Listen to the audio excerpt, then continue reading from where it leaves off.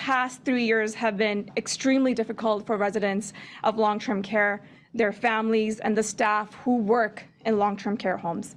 And let's be clear, the pandemic exposed some uncomfortable truths and highlighted the devastating gaps that exist within our long-term care systems. You know, I can tell you as a registered nurse, I had the opportunity to see some of these gaps firsthand. You know, when I put my scrubs back on and returned to volunteer at one of the hardest hit long-term care homes in Ontario, not too far from here in Brampton, alongside the Canadian Armed Forces members.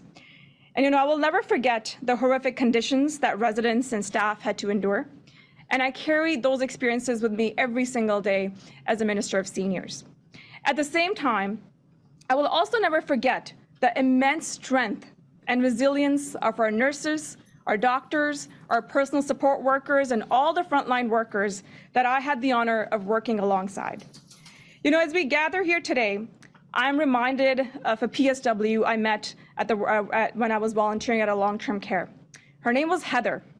During the height of the pandemic, during the first wave, Heather did not go home for 2 weeks so she could care for her residents while the home was severely understaffed due to outbreaks.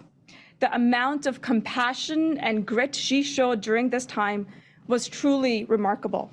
But we also know this story is just one of many. We knew that we needed to take action, which is why we created the Safe Long-Term Care Fund back in 2020. This fund transferred $1 billion to provinces and territories to protect people living and working in long-term care. We also knew we needed to support the development of the new national standards. That is why the Government of Canada provided close to $850,000 in funding to Health Standards Organization and CSA Group to support the development of these standards in a way that allowed the enhanced engagement and consultations that they did with Canadians.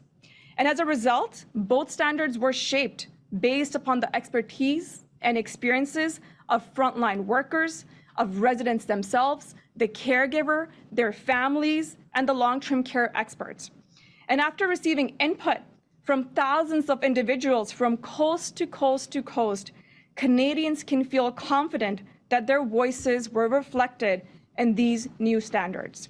Again, I do want to take an opportunity once again to thank both HSO and CSA for the extensive work that you and your teams did.